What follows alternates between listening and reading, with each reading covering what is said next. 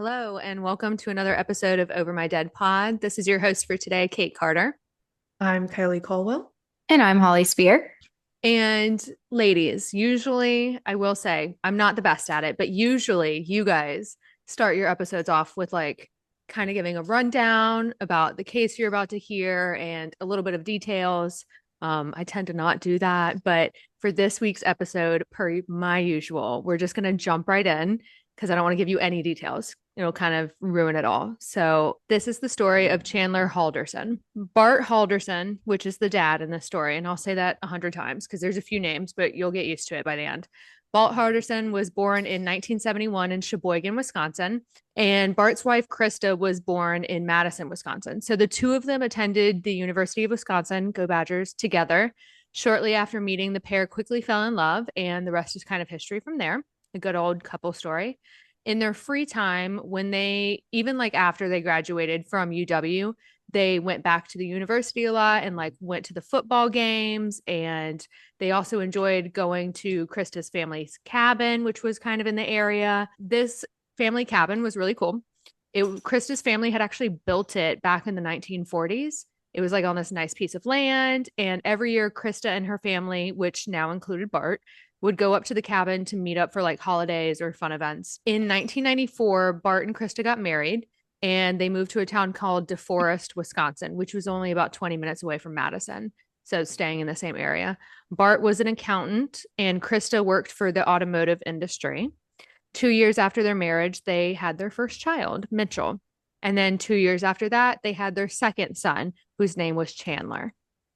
These two boys were very outgoing. They loved being out and about in town. They often played outside in the woods, local rivers, kind of, stuff like that. And they were heavily involved in Boy Scouts, so very like outdoorsy people. The youngest son, Chandler, went a little further than his brother Mitchell in the Boy Scouts. He was like super interested in learning as much as possible about like survival and the outdoors. And in fact, the Halderson family would always say that if they couldn't find Chandler in the house, he would be probably in the woods outside, which, it is what it is. After high school, the oldest son, Mitchell, he went on to attend and graduate from college. He studied tech. So when Chandler graduated high school, took the break, took a year, I feel like that was kind of normal. Like I knew a lot of people who graduated high school and then took a year before going to college or a year or two. Yeah, I feel like a lot of people that I know did that too, like a gap year and Yeah. Oh yeah, went gap and year. did That's what it's something. called. Yeah. Yeah. Chandler went to this tech college. Once he was in school, he seemed to be really excelling. He was telling his parents like he got good grades. He would tell them about the projects he was working on, and he was on track to graduate with an IT degree in a few years. So I assume this is like all freshman year, basically, that this story is going to be taking place. But as we know, in 2020, COVID pandemic hit. So Chandler decided to move back in with his parents and attend the school remotely. Just right after moving back in with his parents, he met a girl named Kat Melander. And after spending practically like every day together, the two of them began dating, Chandler and Kat.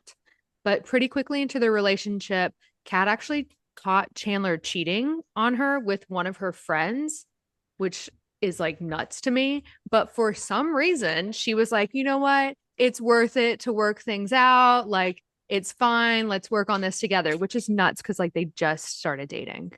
But Oh, girl. to each their own. Yeah, girl, get away. Yeah. So when this happened, though, Chandler gave Kat access to like his locations on his phone, like permanent access to locations, and also access to his Snapchat location. She would often spend her night at her mom's house, like on the farm. Chandler would stay there too. Or sometimes the two of them would stay the night at the Halderson cabin, which was like a 3 hour drive from Madison. So Chandler and Kat were pretty much glued to each other from day one. And they were only apart when Chandler had to do school. And remember, he was remote, because he was like a really good student and all, he was doing school often. So Chandler would often spend his days in his room at his parents' house studying and playing video games. He was a big video game person.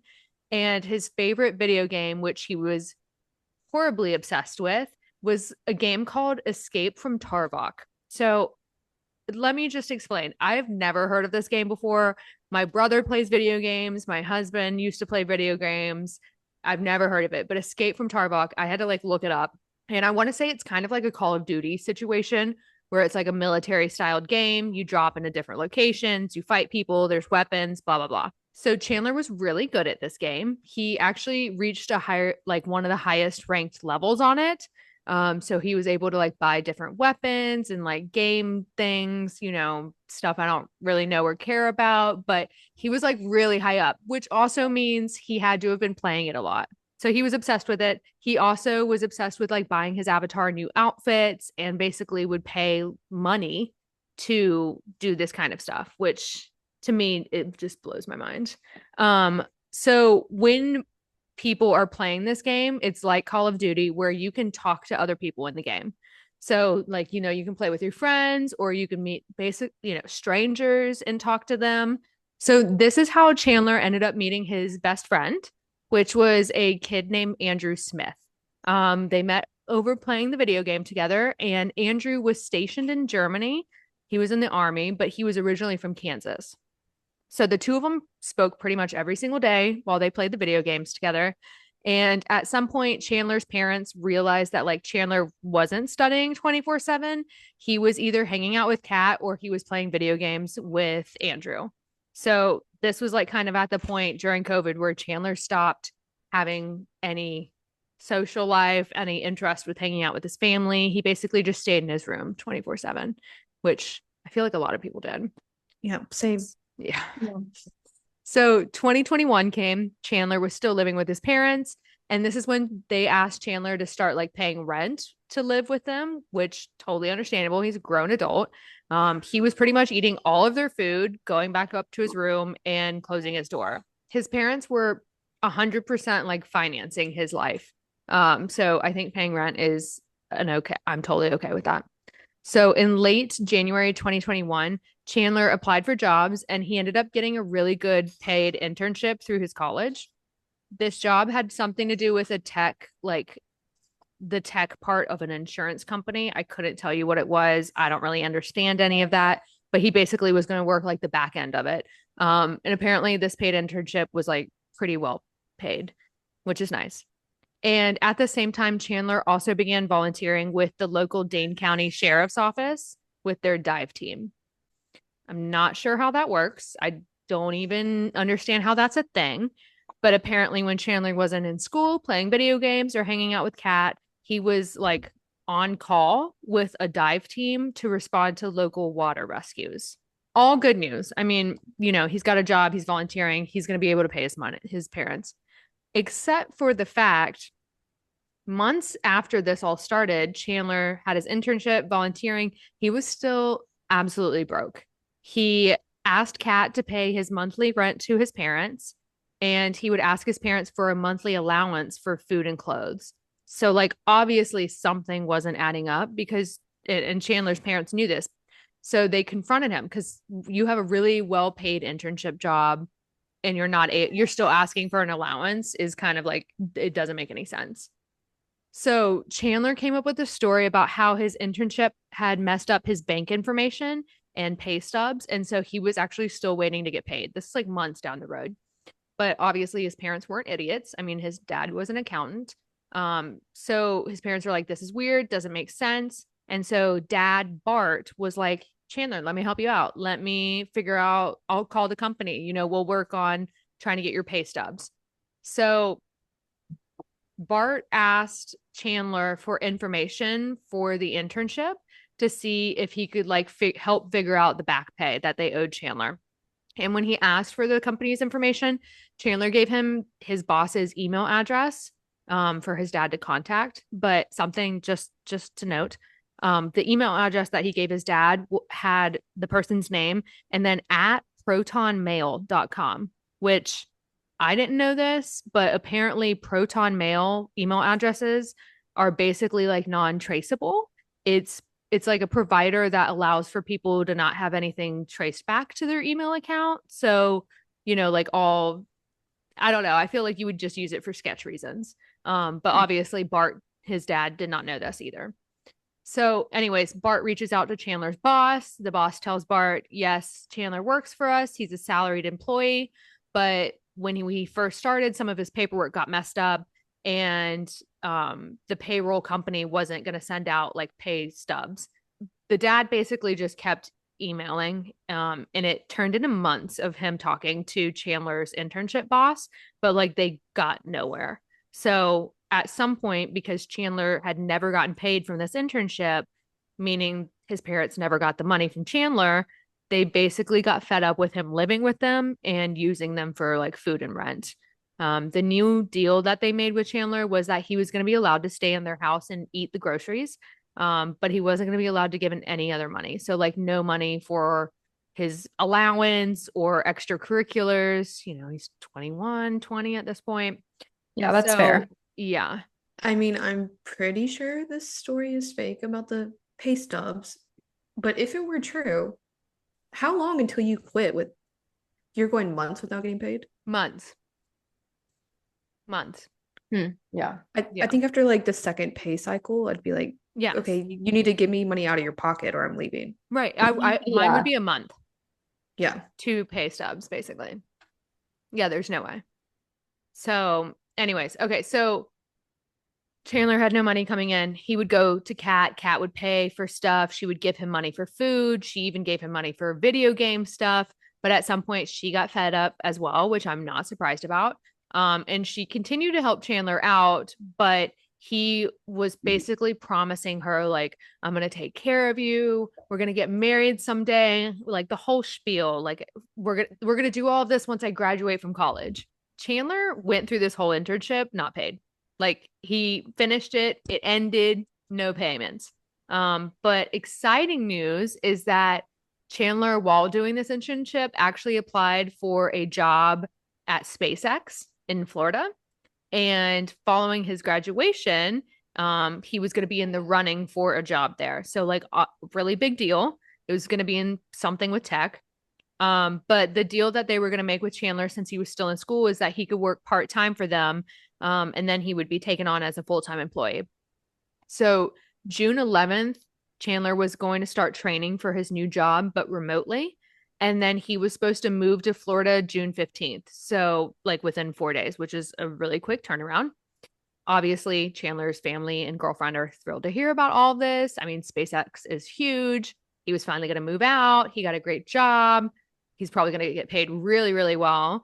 And Kat was like, okay, this is it. We're going to like run off into the sunset together and, live our lives together just like he's promised. So in May, same year, it's not June yet. In May, Chandler and Kat started looking at apartments together in the town of Titusville, Florida. Chandler signed a lease and even purchased a new car for them that was going to be down there when they moved. So the deal was Chandler was going to move first. He was going to get trained a little bit, and then Kat would join him shortly after, because Kat had her job at the hospital. She told them about it, put in like her few months notice. Her family was excited, everything. So basically the end of summer, she was going to be moving down to Florida.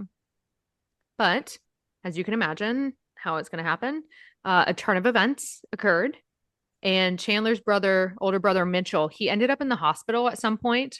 And then a few days after Mitchell was hospitalized, Kat actually ended up in the hospital as well. Mitchell he was kept there for a while because he had something going on with his low blood sugar that they couldn't figure out. But like Kat was in and out. I think hers was like a simple accident. While this was going on, Chandler told everyone that he had spoken to his people at SpaceX and they were going to allow him to postpone his move and his start date. And Chandler was very adamant, like, I'm only moving to Florida once I know for a fact everyone's okay health wise. And then, not to mention, Chandler's BFF, Andrew, in Germany, he suffered a really bad head injury while he was deployed and ended up getting medically discharged and sent back home. So, like, he was out of the army back in Kansas. And once he was back home, he was able to spend a lot of more time playing video games. So, Chandler was also playing even more video games, like through the night and shit like that. So it was like super obsessive. I know I mentioned it earlier, but Chandler was a really big gun enthusiast. And basically, this all came because of the video game. Like, he learned everything about guns through the video game. But it didn't help that Andrew was ex military, because he obviously knew a lot about guns too. And, dudes just being dudes, shitting the shit. So while these guys played their video games together, they would also talk about weapons and trying different stuff and like how to level up in the game. And at some point when Andrew was in Kansas, he, by the way, was a firearms collector, which, whatever, totally fine. He purchased Chandler's favorite gun, the SKS rifle. But after Andrew tried it like at a shooting range a few times, he was like, this isn't for me. It's a really expensive gun. I don't want to just keep it in the house if I'm not going to use it. So he tried to sell it online, had no luck. You can probably see where this is going. And he was like, I'm going to gift the gun to Chandler. So in June of 2021, Andrew drove 10 hours from Kansas to Wisconsin to meet Chandler in person for the very first time. Obviously, Chandler was stoked to have him around for a few days. He introduced Andrew to everybody, showed him around town. And during Andrew's visit, Andrew confided in Chandler about like the aftermath of his brain injury. He was like telling Chandler that he had short-term memory loss, he had migraines, his legs would like go numb, and because of all of that, he was considered disabled and like not able to get a job. At the end of Andrew's visit, he gifted Chandler the SKS rifle and he transferred over all of the ownership papers. So the gun was legally now in Chandler's name. So when Chandler got the gun, he went back to his parents' home and he hid it. That just kind of makes me assume that like maybe his parents weren't into him owning one or just in general of guns. So he went down to the basement and placed it inside an unfinished like wall. So I guess half of their basement was finished, half of it wasn't. At some point while doing this, Chandler fell down the basement stairs and took a blow to his head. When his parents heard about this and went to go find him, Chandler was like very adamant that he needed to go to the hospital, even though there was like no swelling, no bleeding, none of that. But he was very adamant about it. So they went. And once at the hospital, the doctor who checked Chandler out said that it was just a mild concussion and it wasn't as bad as he was telling everyone it was.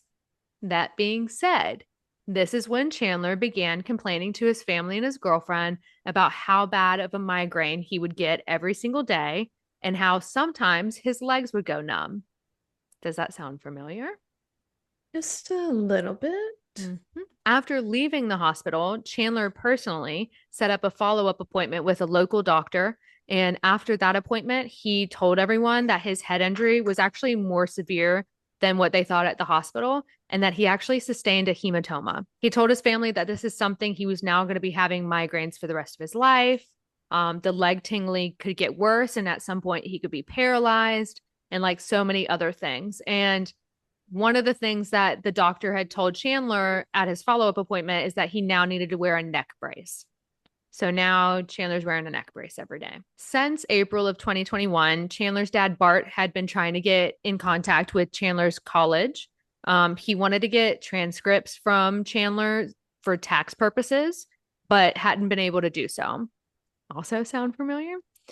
So Chandler gave his dad the contact for a woman named Alyssa, who was a representative at the school. The dad, Bart, started emailing this Alyssa woman, which, by the way, her email account was from a Gmail address, just throwing it out there, but had no luck. And not to mention, when Bart would receive emails back from Alyssa, they would often be filled with really bad grammar or like incorrect spelling. And at one time, she spelled her name like 3 different ways. And Bart slowly started to get suspicious, but he like wasn't thinking it was anything on Chandler's end. He was just like, maybe this is a bad email address. Maybe somebody hacked it. Or, Chandler has really bad luck. So maybe this was just another bad luck thing. So at some point, he got nowhere with Alyssa. Bart asked Chandler again if there's someone else he could contact, maybe a counselor at the school. So Chandler gives his dad the email for a counselor named Daniel. Bart goes on, talks to Daniel via email, which was also from a Gmail account. And just like Alyssa, he got nowhere. And then finally, which shocked he didn't ask for this in the beginning, Bart finally asked for a phone number to call somebody. Because why would you communicate via email? It's 2021. And Chandler gives him one, which Bart hops on a call and it's with that Daniel guy. And so the call went well. Bart hung up thinking like good things, where it was all going to be moving in a good direction. He was going to get the transcripts, but he also had this like inkling in the back of his head that Daniel happened to sound a lot like Chandler. Okay, We're in 2021. You can easily Google how to obtain transcripts from like a specific college, like Look, from their website. Bart was an accountant, which makes, in 2021, you would think means they have to be digitally friendly as well. But in the back of my head, I'm just like, maybe he really just wasn't good with technology. Or like maybe he didn't want to Talk on the leave. phone. Oh, yeah. So even though he got good feelings about it, nothing happened with Daniel's phone call, and Bart once again got nowhere. So he went on to also email another college worker named Aaron. Same thing happened, nothing. So Bart's talking to these people for months, talking on the phone, talking via email, and he actually paid these people quite a few times to get the transcripts. Like how if you were requesting transcripts from a school, it could be like $8 or something like that, It's just depending. And he still got nothing back, but he would like continue to pay the money. So, but eventually Bart decided this whole situation was like weird and sketchy. So he decides to Google the college. Yay, Bart. And call up their phone number. So this occurred on June 30th, 2021. Bart calls someone at the college. The man's name is Omar, and Omar happened to work in the enrollment department, which, like, perfect. That's exactly what he needed. Once Bart asked for the transcripts, Omar told Bart that he couldn't give him the transcripts because apparently there was an unpaid balance on Chandler's account. It was of $2,000. Obviously, Bart had no idea about this, so he asked Omar if he could pay off the balance and in the meantime get the unofficial transcripts. And that's when Omar told Bart that Chandler was actually a part-time student. And that was why there was a balance on his account because only full-time students received the scholarships. Omar also went on to say that while Chandler was considered a student at the college, he actually hadn't taken any classes since 2018, which was 3 years ago. And that's when the light went off for Bart. Yeah. So he's like piecing it together that Chandler actually isn't in school. None of this is real. All those emails and phone calls were fake. This is all a big old lie. So Bart asked Omar if there were any certifications or internships listed on Chandler's transcript, and Omar said no, there weren't. When Bart asked Omar if the people like that he had been talking to, Alyssa, Daniel, Aaron, even worked for the college, that also came back as a no. So after hanging up with the employee, Bart knew that Chandler had been lying to them about everything. And right after that, this is June 30th, Bart sent a text to his son that stated, I spoke to Omar at the college. One text, got no response. The next day, July 1st, 2021, Bart actually scheduled an appointment in the afternoon at the college to go with Chandler to meet with somebody like in enrollment to pay off Chandler's debt and then sign him back up for classes. So like Bart was really nice about this situation. I mean, I don't know, what if he had even talked to Chandler in the meantime, but my parents would have been raising hell. They would not have been scheduling an appointment or paying off my debt. They would have been flipping out. I think they would have made me pay them back everything they've ever paid in my 100%. school. Yeah. July 1st, same day. The mom, Krista, had gone off to work, normal day, wouldn't probably return home until like 6-ish. And at 7:26 that morning, Chandler texted his girlfriend, Kat, and told her that he was grounded and also he hadn't slept well. But before she could respond, Chandler sent another text that said, quote, I don't know. Stuff hasn't really been going well for me lately. So I'm trying to get a plan for the next thing to fuck me over, end quote. A minute later, Kat still hadn't responded. He sent another text that said, quote, I just had a great future planned and it seems to all be falling apart, end quote. Obviously, reading these texts, Kat is like, maybe Chandler's talking about his job at SpaceX. Maybe something happened with it. It's July. He was supposed to start in June. And maybe this all had to do with Chandler's head injury. But after talking back and forth with him for a while, Kat asked Chandler if they were still planning on going up to the family cabin that week for the 4th of July, because it was July 1st. Chandler responded yes, but that his parents and their friends were going to be going up there on July 2nd, which is the next day. Later that afternoon, Chandler and Kat were FaceTiming when Chandler told her that they could hang out the next day, July 2nd, because his parents were going to be gone and that she could stay the night. And right before this FaceTime actually took place, his mom, Krista, who was still at work, had texted Chandler and asked how he was doing, in which he replied he was doing well. And at this point, I will say, I don't know if Krista had spoken to her husband yet about everything with Chandler. Like, we don't know if Krista knew this stuff. I would imagine You would think so, that's right? But I'm just throwing that out there because there is nothing I could find that said she had spoken to Bart about it. yeah, I'm sure it was over like in person, not over text or anything. Yeah. So he texted his mom back saying that Bart's phone had died, his dad's phone had died, and asked if she would go to the grocery store on the way home later that night and pick up like some soda for the house. That night before going to bed, Chandler actually created a note on his phone that was like a to-do list. And on this list, love it, he said that he needed to buy hydrogen peroxide and lemons and that he needed to clean the floor and get a job. Very random stuff. Wait. That's a odd to-do list. Yeah, but it was on his phone in his notes. Okay, and get a job was the last thing on the list? Correct. Yeah. Okay. Hydrogen peroxide, lemons, clean the floor, get a job. Following morning, July 2nd, Chandler leaves his house, heads to a gas station, and is seen buying multiple bags of ice. Just to mention, this security footage from the gas station, Chandler doesn't have his neck brace on. He isn't limping or acting like he quote unquote like had a head injury. So once he was home, Chandler texted his girlfriend Kat and asked her to bring over some cleaning supplies, like a Swiffer wet jet and like some sprays. And because when she was going to come over, he said that he had been playing inside with the dog and like an accident had happened. And I guess like some glass had broken. There's actually two versions of this story that Chandler says. Like, one version is he's playing with the dog inside. The dog ran into a glass pane that was in front of the fireplace and it shattered. The other story is that Chandler threw the ball for the dog and the ball hit the glass pane and shattered into the fireplace. But Chandler also told Kat that he stepped on a big piece of glass from the accident and that his foot had bled all over the floor.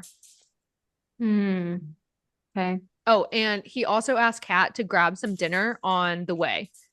Because if you remember, Chandler's parents had left that morning to go to the family cabin with some friends of theirs. So she stops at a Target. While Kat is at a Target, Krista's place of employment, the automotive place, like the store, they had been worried all day because Krista never showed up for work. And after trying to get in contact with Krista, two of her employees, which one of them was one of her friends as well, decided that they were going to go over to Krista's house just to see if she was there. This coworker, his name is Daniel. He knocks on the front door. He rings the doorbell. He can hear the dogs barking, but he got no response. Daniel knew that there was a side door on the house that was kept unlocked always. And so he went to that door, and right before he opened it, guess who popped out? Chandler. And he was wearing nothing but a towel. Chandler had told Daniel the same story he had told Kat, that his parents went up to the family cabin with a friends. He also told Daniel that none of his texts or phone calls were going through to his mom. So there must be like really bad cell service where they are. And that's probably why she wasn't answering. Shortly after Krista's coworkers leave, Kat drives up to the house with cleaning supplies and the Target groceries. Kat and Chandler proceed to spend the afternoon cleaning up the glass and blood, which, by the way, was in the house basement, which is where the fireplace is. And then they made some burgers for dinner, and the two of them watched a movie downstairs in the basement and went to bed. The next morning, July 3rd, pretty early in the morning, Kat left to head to her parents' house on the farm, and Chandler left to go run some errands. And his first stop, you ask, was a hardware store where he bought a tarp. And around 7:30 that morning, Kat sent Chandler a Snapchat that was a picture of her and her dog at the farm, in which Chandler opened the Snapchat, but he did not respond. And Kat kind of knew that wasn't normal. She said that Chandler always responded to her texts or Snapchats, and usually like with a picture of himself. So Kat decided she was going to open the Snapchat app and go to the location settings to see where Chandler was, just to make sure he was okay. And there she saw Chandler actually at a swimming hole. This swimming area was like a river that he often would take family and friends. It was like off of the Wisconsin River, but Kat thought nothing of it. Like, she didn't think it was anything weird. After visiting the river, Chandler then took multiple trips to the dump and back to his house. And then he went to many different river locations that were in a 30-minute drive from his parents' house.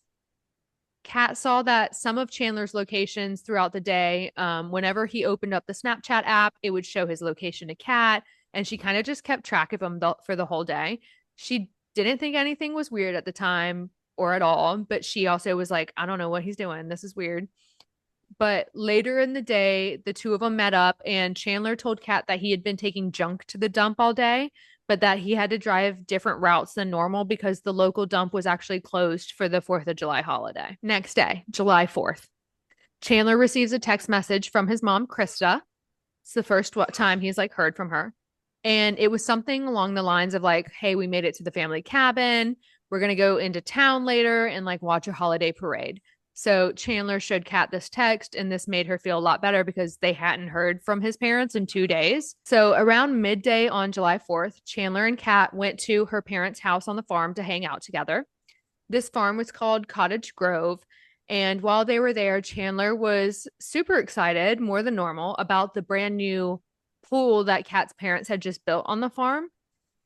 Just to give you like a layout of this farm or pool area, this pool is actually in the middle of a field next to a barn, like walking distance from a barn. Like their farm is huge. It's very remote. There's woods everywhere. And to get to the barn and pool, you would have to like drive or take an ATV. Chandler's like, hell yeah, pool, love it. He actually asked her mom if he could come back at some point to use the pool because he wanted to do some like water physical therapy in it, for his head injury. Her parents didn't think anything of it and told him that he could come back anytime. So, like I said, next to the pool was a barn. And on one side of the barn, there was like this large, like scrap pile, like just junk, and the woods. And then on the other side of the barn was where the pool was and where people would park their cars, like on the property or ATVs. Left the farm later that night. Kat and Chandler say goodbye, and he headed back home to celebrate the rest of the day and the 4th of July, like with his neighbors. And weird enough, Krista's coworker and friend Daniel was also there. So he was hanging out with Daniel as well. The next day, July 5th, Chandler went back over to Kat's parents' farm to use their pool. So he was like, you said yes, I'm going to come tomorrow. Like he went right away.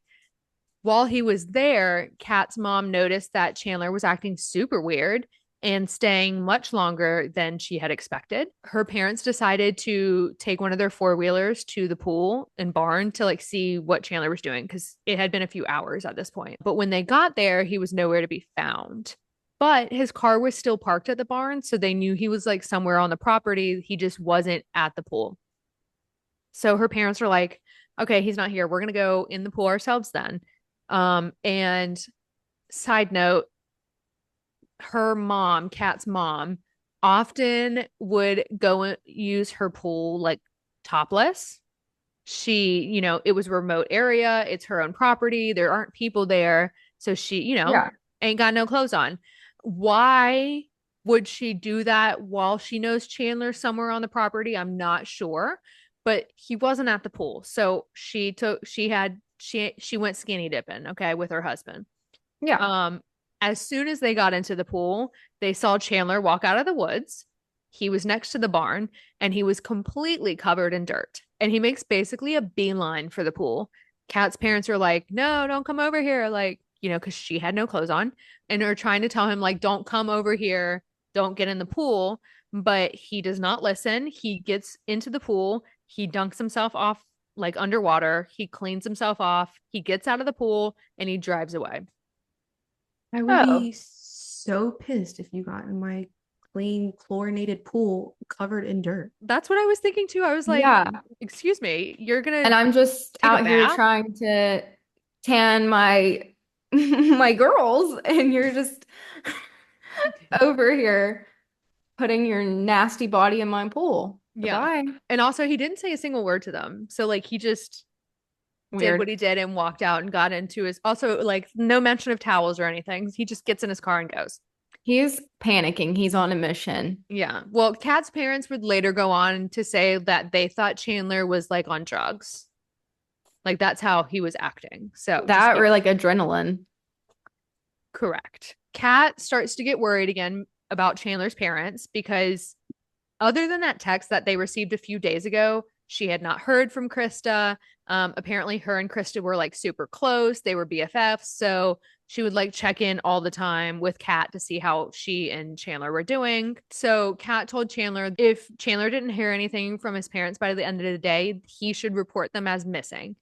And that's exactly what happened. So around it was July 8th, around lunchtime, Chandler and Kat went to the Dane County Police Department and reported his parents missing. Obviously, enough time had passed, since the last time anyone had heard from them. So the police went right ahead and jumped into action, which is something we don't see often. But because usually, first of all, they'll be like, oh, they're grown adults. They probably, they're doing their own thing. They ran off, whatever. But it had already been like 6 days. The police went over to the Halderson property and they began to search that area for Bart and Krista. The police also contacted Mitchell, the older brother, who had just now heard from the police that his parents were even missing. Like, apparently Chandler did not ever say anything to him about like not hearing from his parents. I assume because Mitchell was older, he lived his own life, had a job, he wasn't like as involved with the family. Or like, he probably didn't call his parents every day kind of thing. So he had no idea. Chandler told the police that his parents had gone to their family cabin for July 4th with some friends and that he hadn't heard from them except for one text. So the police are like, cool, we're going to go to this cabin and look. Mitchell, the older brother, also joined the police. So when they all got to the cabin, they found it a little odd because when they went inside, no one was in the cabin. There were no cars there. There were no tire tracks. And it looked like no one had been inside the cabin for a very long time. Everything was spotless and clean. The beds were made and there was no food in the fridge. While Mitchell and the police were searching the cabin, Chandler was actually back home leaving the police station after like giving them his statements. And he ran into some news people outside. And the news people like start asking him questions. And Chandler's like, okay, this is a good way to like get the word out about my parents being missing. But one stipulation that Chandler gave the news people is that you can record what I'm saying, but you're not allowed to record my face. And Krista Halderson of Windsor had plans for the 4th. Their plans were going up with their friends and do some minor repairs on our cabin. That cabin is some 3 hours away from Windsor on a lake in a small community in Langlade County. Did you literally see them pulling out of the driveway heading out? No. Their son, Chandler Halderson, who asked to be off camera, says whoever his parents were traveling with from this neighborhood were to do the driving. He says he received a text from his mother. She got back to me on Sunday, said they made it safely. That's the last he's heard from his parents.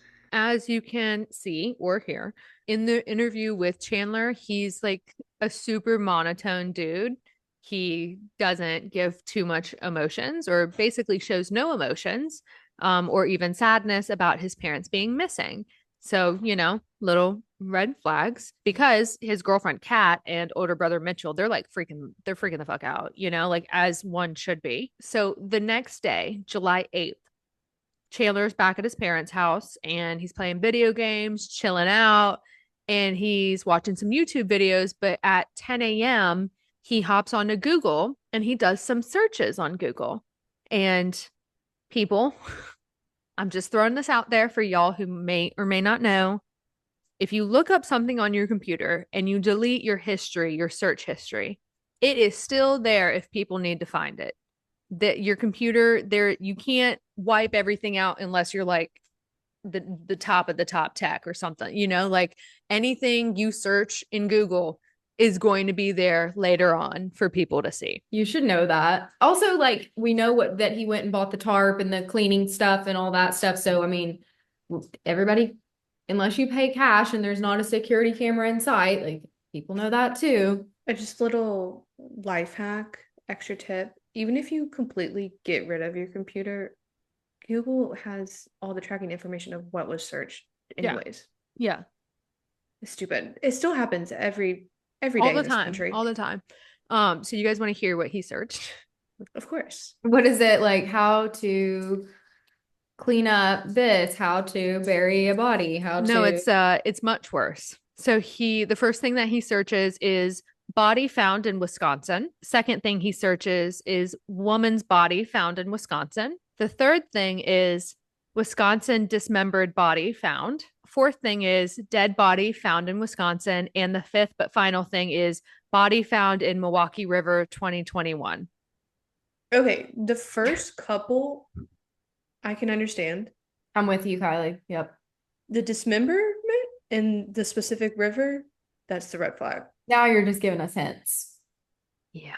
So at some point the same day, we're on July 8th, Bart's brother, his name is Brett. He called Chandler and asked Chandler to like walk around their neighborhood and see if any of the neighbors had like video footage or doorbell footage of his parents from the day that they went missing, which we're in 2021. A lot of people have Ring doorbells and security footage. So like probably going to happen. So Chandler starts walking around the neighborhood and he ends up going to this one house, which is across the street, and asked if they had seen anything or had videotaped anything. And I've got that footage. So I'm going to have you take it a little listen to this one. Hi, my name is Chandler Halderson. I live just down the road. Oh, yes. You're the one who follows the police. Yeah. I was told you had the fancy security system. I was wondering if you were able to capture the road or my house. The police actually came and downloaded everything they have. But it's actually my sister's house. Oh, okay. Yeah, so they were here, I think till like 9 o'clock last night and downloaded all the video she's got. So we're hoping that... Yeah, did it capture anything on... We don't know. We don't know. They just took a copy of everything, and so we're hoping... Wide angle lens. Yeah, and it's all... Be able to get a car. Yeah, and it's all HD, and then I think there's one... Especially in the dark. It looks like it has a little bit of night vision. Yeah, and there's one on the corner of the garage, too. I don't know if that one quite goes that direction, but... Maybe see this road and take the road over here. Yeah, so hopefully, I mean, we gave them everything that we had, so we're hoping they find something on there. So if there's anything we can do. Yeah, I appreciate it. All right, thank you. Immediately, he got nervous. Immediately, And then- as soon as she said that. And then he's like, oh, they like look HD. And she goes, yeah, it's like a really fancy system. He's like, oh, no. The Does it have wide night ledge angle or whatever. Does it have night vision? And she's like, yeah. And he's like, fuck. Yeah. Yeah. His stomach just dropped to his ass just then. Yeah. I mean, that's kind of when he noticed. I mean, basically when his uncle Brett told him like, hey, walk around the neighborhood and see if people had footage from their cameras, I would have been, if I was Chandler, I would have been shitting some bricks because I would have been like, oh my God, You can do that? cameras. At the same time, police were also heading over to Kat's parents' house. And then later that night, the police showed up at the Halderson home. So they're like making their rounds. They're doing their due diligence. I'm not gonna lie. Like the Dane County police, they had it going. I mean, it is 2021. So you would hope. Snaps for Dane County. Yeah. So when the police get to the Halderson home, both Chandler and Kat are there. And the police ask if they would go to the station to get some more statements from them. The pair are like, yeah, sure. And they put them in two separate police cars and headed off to the station. When the cars were leaving the Halderson driveway, Chandler turned around and he saw police entering the house. So if I was Chandler, I'd also be shitting some bricks at that part too. Okay, so in this video, which is mainly just audio, we're not actually seeing anything.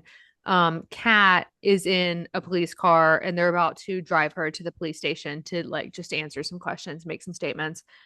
Kat, like I've said before, angel baby, she's not aware of anything. She's just like so casually cool, calm, collected. She's on the phone with Mitchell, Chandler's brother, and is asking the police to leave the front door unlocked or leave the garage open so that Mitchell can come take care of Chandler's family's dogs. And police are like, one of the officers is like, no, he can't come stay at the house. Can he come take the dogs? And Kat's like, no, the dogs are really anxious. They don't like car rides. Like, they need to stay in the house. And the police officer's like, no, they can't. Can somebody else take the dogs? Can they go for a walk? So, like, obviously, the police were trying to get the dogs out of the house, not have anybody come in the house. It was pretty prevalent that that was what was happening, but I mean, yeah, sweet angel baby cat, but a little oblivious. a little Very oblivious. Which I guess that's how you should be if you're completely innocent and don't suspect anyone around you is Right. suspicious. Even if I was completely innocent and someone I knew went missing and they wanted to take me down to the station to question me in the police car, I would be shitting bricks. Separately, Very too. true. Like, as soon as they separate you, I would be like, wait, what is happening? Mm-hmm. Yeah. Or why can't I drive myself to the police station? Yeah. You know, one of the officers is like, okay, just remember you're not under arrest. We're not charging you with anything. And hopefully, word on hopefully, you'll be in and out and you'll be able to go to dinner tonight with Chandler. And Kat's like, oh, okay, all right. And then they drive off and she goes to the station. So when Kat gets to the station, she gives the investigators the exact same statement she did before. The only thing that had changed is that Kat remembered she actually took a screenshot of Snapchat of Chandler's location when she saw him by the water on July 3rd. Remember, she was like, he's not answering any of my stuff. I'm going to go look at Snapchat. He was down by the watering hole. For some reason, Kat took a Snapchat of it. She's probably gonna be like, ask him later, like, hey, where were you when you were here? Like, why were you not replying to me? Yeah. I hope this comes back to bite him, cheating on her, and then again. Well, little did Kat know when she told the investigators that she had taken a screenshot of Chandler's location is that on July 3rd, when this all happened, someone had actually called the police about a suspicious man walking around the same area.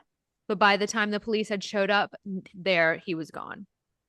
So just throwing that in there. And then Kat's interview stuff was done and they sent her back home. So, like, she's good. She's good to go. She's back at the house now. As for Chandler, when he got to the station and spoke with the investigators, his interview ended up lasting over 2 hours. And in the interview, Chandler was asked some questions like, will we find your parents' blood in the house? And which Chandler responded with, maybe. My dad has psoriasis and he scratches his legs often. So, like, that was his excuse. Oh, and his mom gets bloody noses from allergies. So, yeah, my parents' blood might be in the house. When they asked him why he was being weird at Kat's family's farm the other day with the whole pool incident, because police knew about that because they had already talked to Kat's parents, Chandler said that he had had a nervous breakdown that day about his parents being missing, and that's why he wasn't acting like his normal self. But after Chandler's questioning, things like Chandler was done talking, 2 hours had passed, things kind of took a turn with the investigators, and bada bing, bada boom, ladies, I have another video for you. Here is some footage of the interrogation room. I think it's time we start talking about what happened to your parents. Like the truthful version. Okay?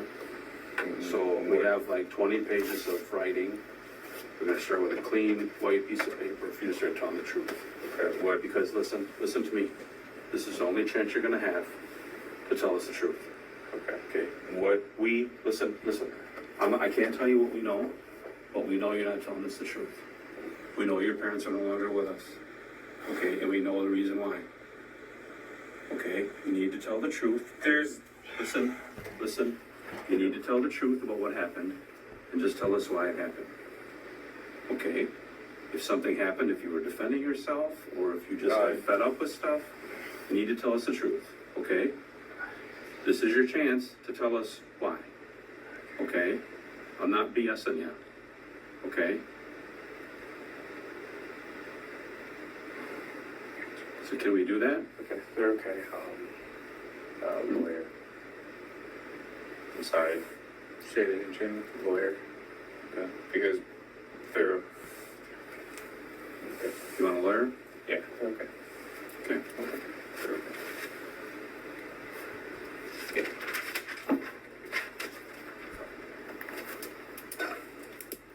right on the timer. It's about 6:41. And arrest. Okay?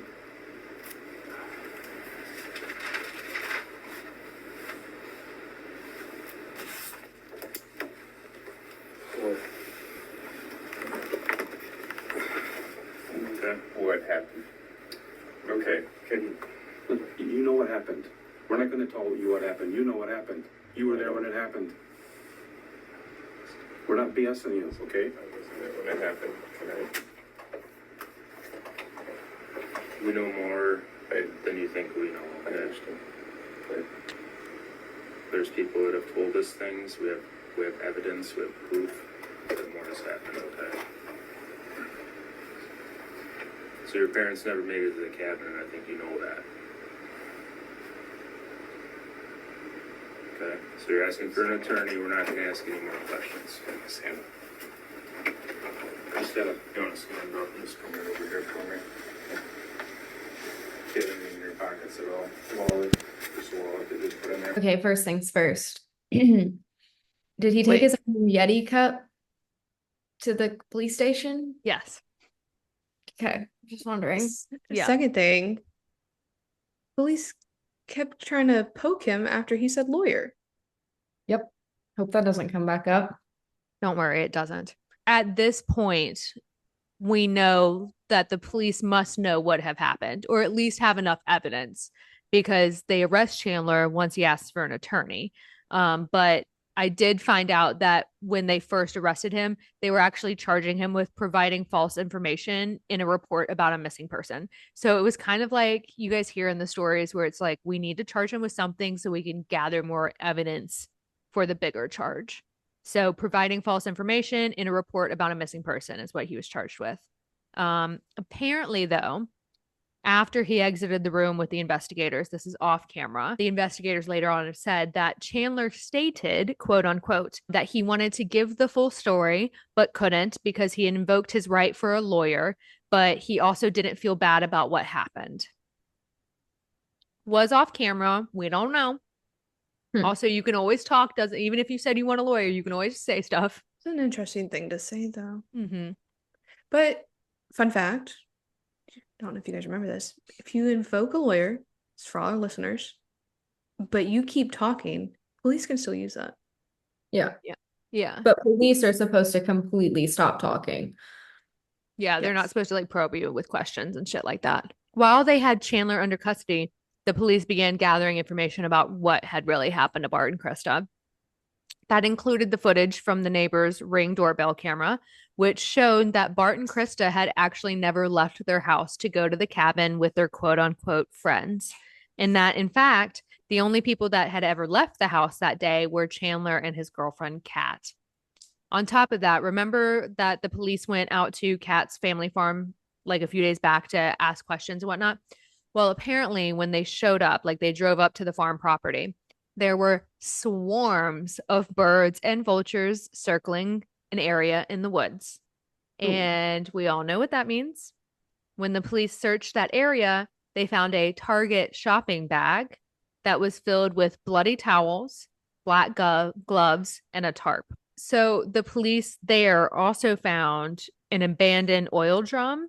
It's always the oil drums that had rope inside of it, gardening shears, scissors, and a handsaw. And all of these items were covered in blood. So a murder kit. Yes. But the biggest thing that they found right where the vultures were circling in the woods was a dismembered torso with gunshot wounds to the back of it.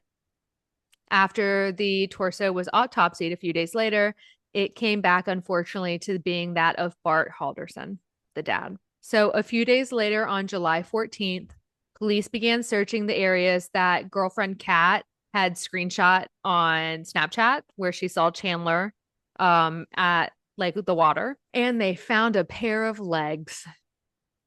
Later, unfortunately, those were determined to be that of Krista Halderson, the mom. So the police have a torso and a pair of legs.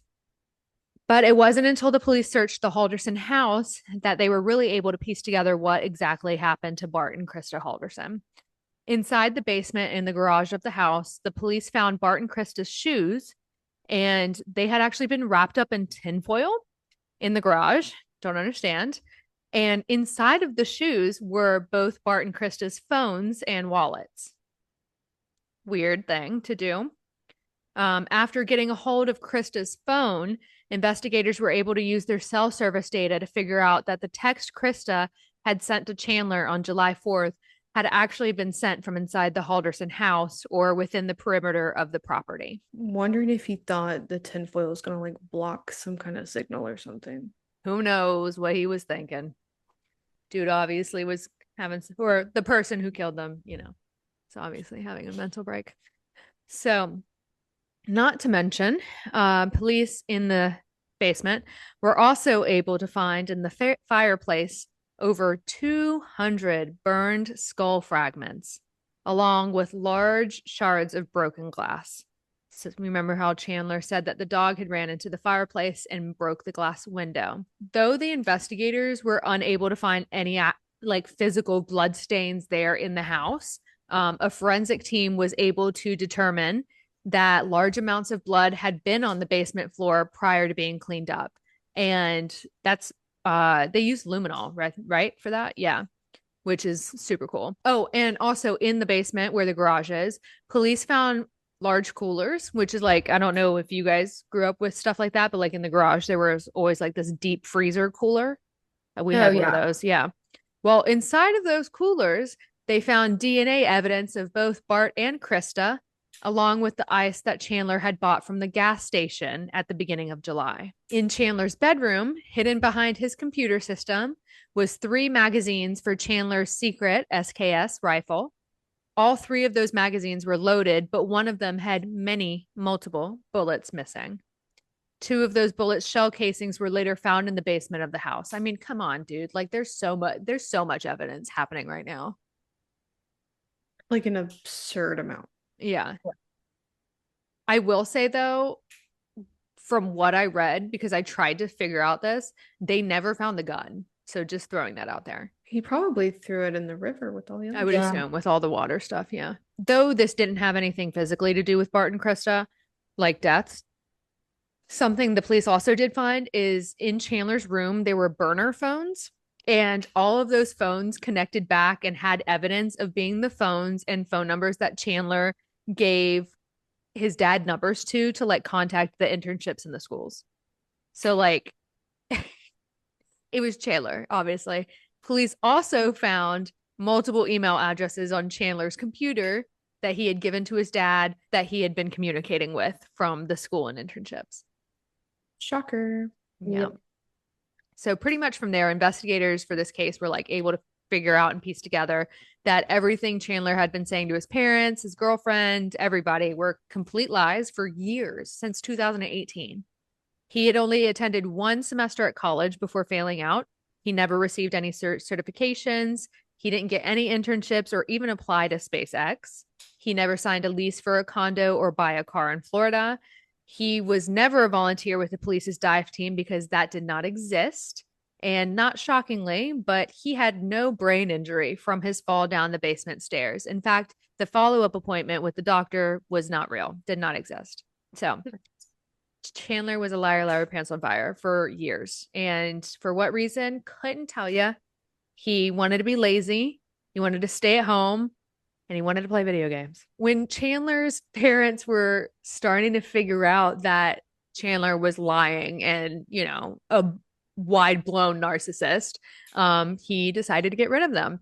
He came up with the story that his parents were going to the family cabin with some friends, which, by the way, this entire story, when everybody's like, what friends went with your parents? Chandler would always say like, oh, I didn't know who they were, which, okay, weird.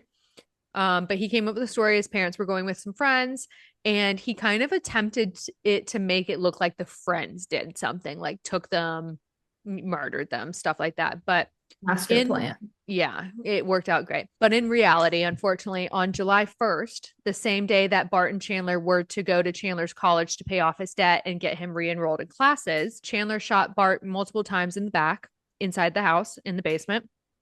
Later that day, when his mom, Krista, came home from work, he did the same to her after she went to the grocery store and bought him freaking soda. Remember that? So he shot and killed both of his parents immediately.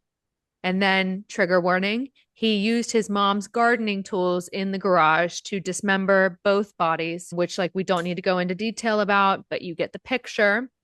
He put some of their body parts in the basement freezers and attempts to burn the other parts in the fireplace. So this next part's pretty amazing, though. Love this. Super cool. One of the neighbors' outdoor security cameras actually had a view of the window in the basement, like of the Halderson house. And when Chandler figured out that the fire wasn't going to be hot enough to basically cremate his parents' body parts, Chandler decided to pump some oxygen into it, and that caused like a really large fire, basically a big outburst of flames in the basement. And the neighbor's security footage caught this through the window. Like, you could see it all through the window. Chandler then tried to put water on the fire to calm it down, and that's when the glass exploded by the fireplace. So, which is where the whole glass situation came in. At some point, Chandler actually did step down on a piece of glass and cut his foot. So that part was real. But, the other blood was from shooting his parents. Unfortunately, Kat cleaning up the blood the following night was Chandler's, Bart, and Krista's. Kat never had a clue, by the way. She's totally innocent in the story. So after Kat and Chandler's dinner and movie at the Halderson house, Chandler then spent the following 3 days taking parts of his parents' bodies and dumping them throughout the town within like a 30-mile radius. That's when Kat saw Chandler at the watering hole on Snapchat and decided to screenshot it, which is how they found Krista's legs. Unfortunately, this is nuts. Only Bart's torso and Krista's legs were the only pieces of their bodies ever found. Wow. So they're just like, they're like floating around. Like nothing else of their bodies have been found to this day. Chandler's trial began January of 2022. He faced 8 counts. It was 4 counts each for both of his parents. So those charges were first degree of intentional homicide, false information on a missing persons report, mutilating a corpse, and hiding a corpse, which I didn't know those two had like separate categories, but apparently they do. Chandler pled not guilty to all of the charges. The prosecution at this trial actually did a fantastic job. I mean, sure, they had all the evidence to prove that Chandler was guilty, but they did a really good job. Even the defense wasn't able to come up with they weren't able to come up with an excuse for Chandler. Chandler never even testified for himself. There were no witnesses called. The trial lasted for only 10 days. And afterwards, the jury only deliberated for 2 hours before coming to their conclusion of a guilty verdict on all 8 counts against Chandler Halderson. Chandler was sentenced to life in prison without the possibility of parole. And before the sentencing took place, the judge gave Chandler a final opportunity to make a statement because he had said the entire time he didn't want to make a statement. Like, he didn't talk the entire trial. And at the very end, the judge gave him an opportunity. And Chandler, which I have the clip for you. I'm not going to make you guys listen to it because it's literally a few seconds long. But basically, Chandler, all he says is, I just want to let you know, Judge, that I am, if any other attorneys want to take on my case, I do plan on appealing. Okay.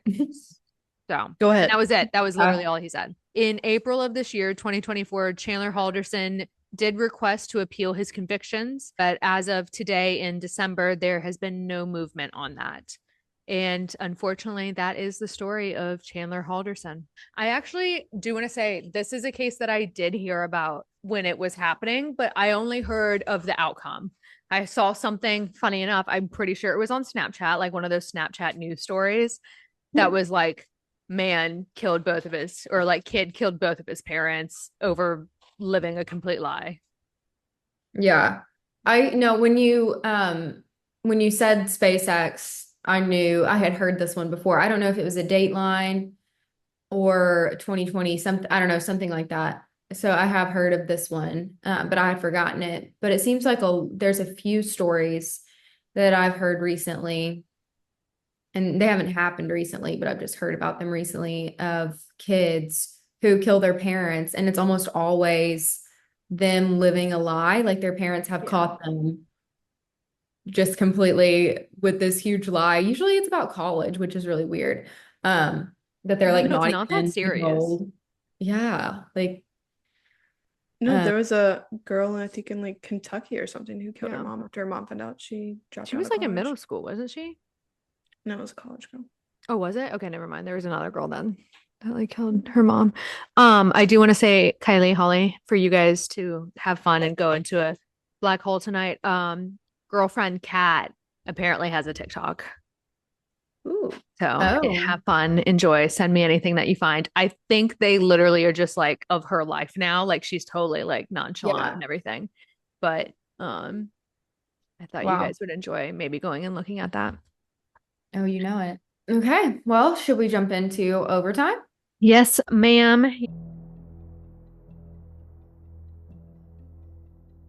I am back from war. I think I talked about this on last overtime, but I just went to Israel and I went to a few different cities. It was a crazy experience. I haven't even completely finished like debriefing or like unpacking. You my literally just got home. I literally just got home like last night. I went with a group that toured around like the military sites. Also, we saw a kibbutz that was right on the border of Palestine where the Hamas soldiers had come in and killed people in the kibbutz. And it was terrible because they hadn't really cleaned anything up since they had been there. Oh, And well, I mean, I guess it is ongoing. So yeah, I mean they had I, like there was a little thing of blood and it had like a police sticker still on it. And also like they are still like they want people to see, yeah. I think, what has happened. Um, Also went to the Nova site.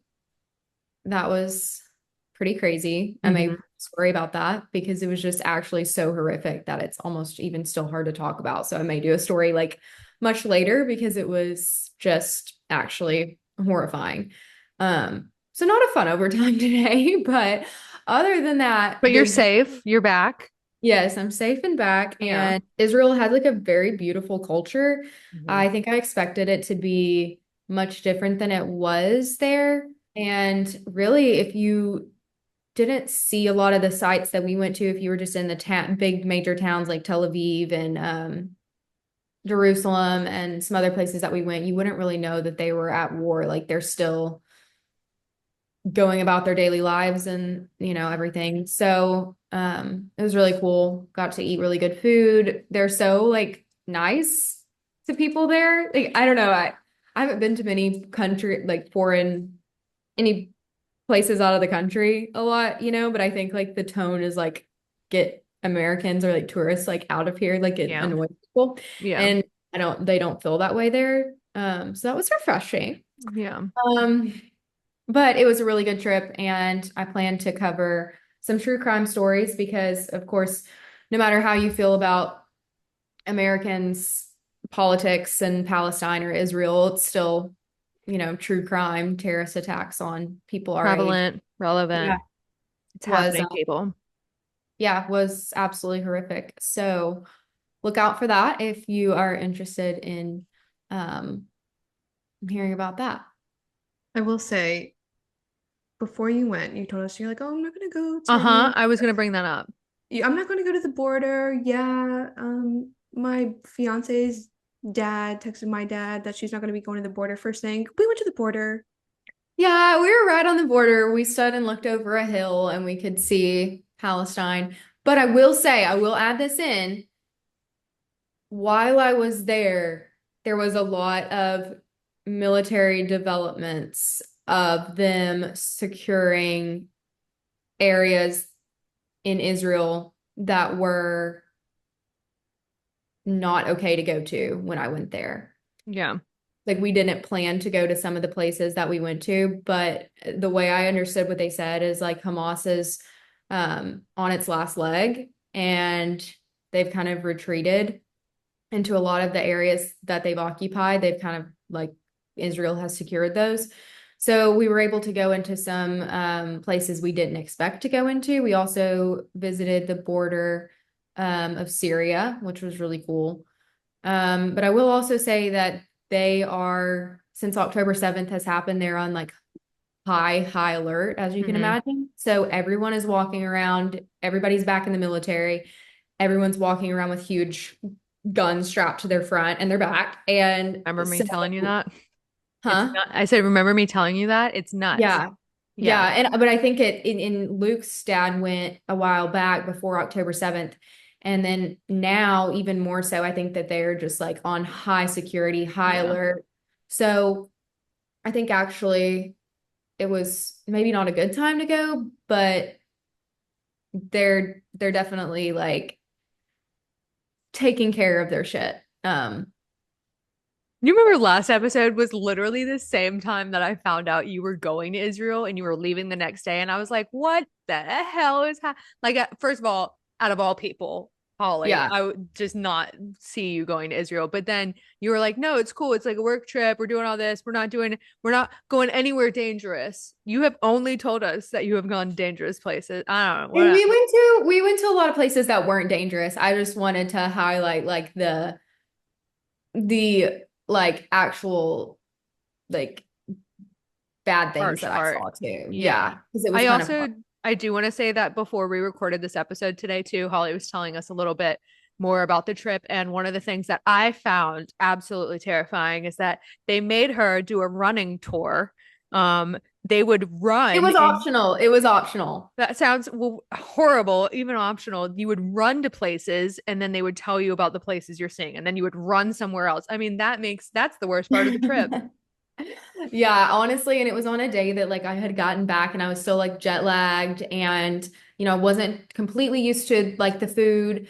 And I was trying to figure out how I was going to not cause a scene when I like inevitably like vomited, like shit myself or passed out. So that yeah, that was hard to navigate. But we also did some really cool things that don't have anything to do with like war.